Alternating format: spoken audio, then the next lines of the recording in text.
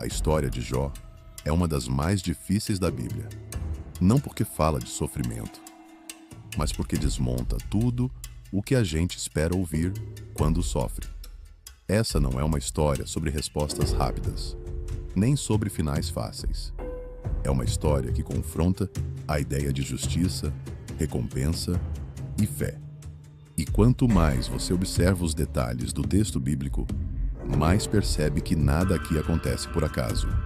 Hoje, você vai conhecer 10 detalhes da história de Jó, começando pelos menos desconfortáveis, até chegar ao último, que muda completamente o jeito de enxergar o sofrimento. 10ª curiosidade: Jó não era um homem comum. Antes que qualquer tragédia aconteça, o texto bíblico faz questão de estabelecer algo muito claro sobre Jó. Ele não era um homem comum. Não era alguém à margem da sociedade, nem um desconhecido vivendo em anonimato. Jó era descrito como íntegro, reto e temente a Deus. Ele possuía riquezas consideráveis, servos, grandes rebanhos e uma família estruturada. Era respeitado, admirado e visto como exemplo de prosperidade e honra. Esse detalhe muda completamente a leitura da história, porque quando alguém aparentemente errado sofre, a sociedade encontra explicações rápidas. Mas quando alguém justo sofre, a lógica entra em colapso. A Bíblia começa mostrando que Jó tinha tudo o que muitos associam à bênção divina. E é exatamente por isso que o que acontece depois se torna tão perturbador. Porque o sofrimento de Jó não começa como consequência de um erro visível. E isso desmonta uma das ideias mais confortáveis que muitas pessoas carregam até hoje. 9ª curiosidade: as perdas não acontecem de uma vez. Quando o sofrimento começa, ele não vem como um único golpe.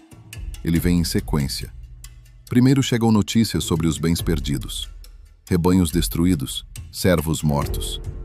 Antes que Jó tenha tempo de processar a primeira tragédia, outra notícia chega.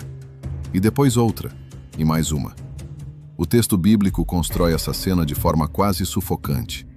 Um mensageiro ainda está falando quando o próximo já se aproxima. Não há pausa. Não há tempo para respirar. É como se a narrativa quisesse transmitir a sensação exata do que é ser esmagado por eventos sucessivos, sem intervalo para luto ou reflexão. Esse detalhe é importante porque mostra que o sofrimento de Jó não é apenas profundo, ele é progressivo. Cada perda prepara o terreno para a próxima. E mesmo assim, a reação de Jó ainda surpreende.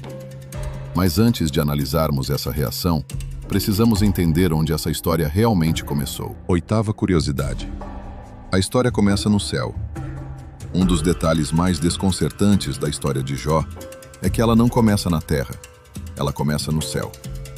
O texto bíblico apresenta uma cena invisível para Jó, uma conversa que ele nunca ouviu, uma realidade que ele jamais soube que existia. Isso muda completamente a perspectiva da narrativa, porque enquanto Jó vive sua rotina normalmente, algo está sendo discutido a seu respeito em outra dimensão. Seu nome é mencionado, sua integridade é questionada, sua fé é posta à prova, sem que ele tenha qualquer consciência disso. Esse detalhe revela uma tensão profunda. A vida humana pode estar inserida em um cenário muito maior do que aquilo que conseguimos enxergar. E isso torna o sofrimento ainda mais desconfortável, porque ele não nasce de uma falha aparente. Mas essa tensão aumenta ainda mais quando observamos o papel de Deus nessa cena. 7ª curiosidade: Deus permite, mas não inicia. É aqui que muitos leitores se confundem. O texto deixa claro que Deus não inicia o sofrimento de Jó. Quem provoca é o acusador. Mas Deus permite. E essa diferença é fundamental. Permitir não significa causar, mas também não significa estar ausente. Deus estabelece limites, define até onde o sofrimento pode ir. Primeiro toca nos bens, depois na saúde, mas não na vida.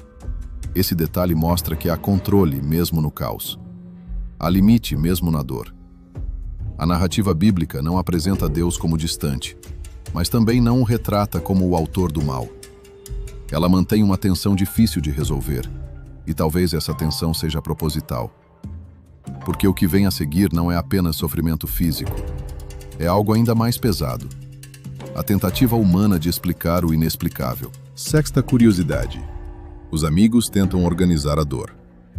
Quando os amigos de Jó chegam, eles fazem algo profundamente humano. Sentam-se ao lado dele em silêncio por 7 dias. Nenhuma palavra. Apenas presença. Mas o problema começa quando o silêncio termina. Eles passam a tentar organizar o sofrimento dentro de uma lógica simples. Se há dor, deve haver culpa. Se algo ruim aconteceu, algo errado foi feito. Essa tentativa de explicar a dor transforma o sofrimento de Jó em julgamento. Eles não conseguem aceitar a possibilidade de que alguém justo possa sofrer sem motivo aparente. Esse detalhe é extremamente atual, porque até hoje muitos tentam encaixar a dor alheia em fórmulas morais rápidas. Mas a história não caminha para uma explicação simplista. Ela caminha para algo ainda mais desafiador: o silêncio de Deus. Quinta curiosidade. O silêncio de Deus não é ausência. Depois que os amigos começam a falar, Deus permanece em silêncio. E esse silêncio não dura apenas alguns instantes. Ele atravessa capítulos inteiros. Jó questiona, lamenta, expressa sua dor com intensidade quase crua, e nenhuma resposta imediata vem do céu. Esse detalhe é profundamente desconfortável, porque desmonta a ideia de que toda oração recebe uma resposta rápida.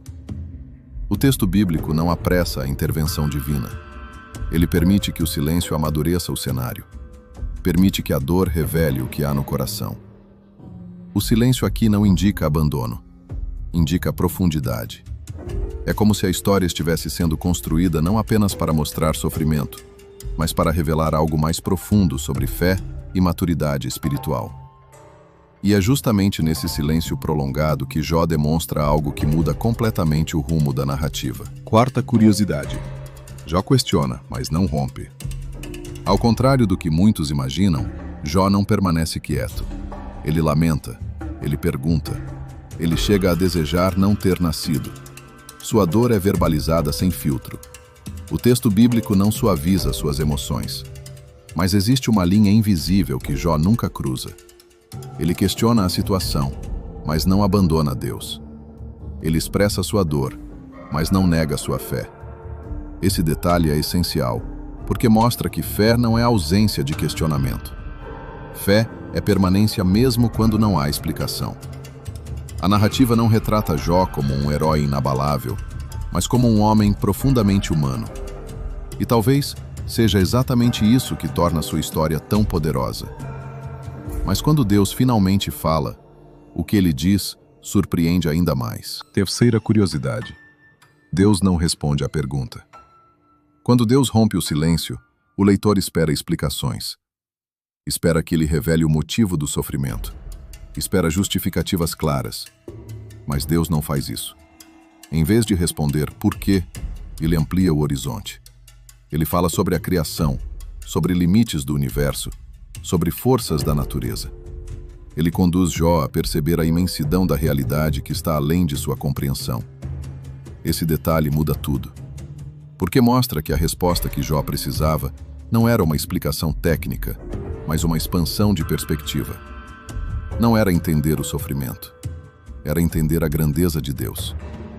E isso conduz à conclusão mais surpreendente da história. Segunda curiosidade. A história nunca foi sobre recompensa. Muitos resumem Jó dizendo que ele sofreu, resistiu e depois foi recompensado. Mas essa leitura simplifica demais o texto. A restauração no final não apaga a dor vivida, não substitui os filhos perdidos, não desfaz os dias de angústia. O foco da história não está na recompensa material, está na transformação interior. Jó termina a narrativa diferente do homem que começou, mais consciente, mais humilde, mais profundo. A restauração não é o prêmio, é consequência. O verdadeiro centro da história é a jornada espiritual que acontece no meio do sofrimento. E isso nos leva ao último detalhe, o mais importante de todos. E, finalmente, a número 1. Jó não recebe respostas, recebe revelação. No final, Jó declara que antes conhecia Deus apenas de ouvir falar, mas agora seus olhos o veem. Essa frase resume toda a narrativa. Jó não recebe todas as respostas que queria. Ele não descobre os bastidores celestiais. Ele não entende completamente o motivo de cada dor. Mas ele recebe algo maior: revelação. Um encontro mais profundo com Deus. Talvez o maior detalhe dessa história seja perceber que o sofrimento não foi o objetivo, mas o caminho. A dor não foi a explicação, foi o instrumento de transformação. E isso muda completamente a maneira como enxergamos não apenas Jó, mas nossa própria história. A história de Jó não termina com respostas fáceis. Ela termina com perspectiva. Durante toda a narrativa, o leitor espera uma explicação lógica para o sofrimento. Espera um motivo claro, uma causa proporcional, uma justiça que se encaixe na dor. Mas o texto bíblico não entrega isso. Em vez de responder, por que isso aconteceu? A história conduz para uma pergunta muito maior. Quem é Deus diante da dor? Jó começa a história como um homem íntegro e próspero. Termina como alguém mais profundo, mais consciente, mais humilde. Ele não sai da dor com todas as respostas. Ele sai com um entendimento maior. Talvez seja esse o detalhe mais desconcertante de todos. Algumas dores não vêm para serem explicadas, vêm para nos transformar. E talvez seja por isso que a história de Jó continua tão atual. Se você quer continuar explorando as histórias da Bíblia com mais profundidade e perceber detalhes que quase ninguém observa, inscreva-se no Curiosidades Bíblicas. Porque às vezes, o que muda a nossa fé não é a resposta, é a revelação.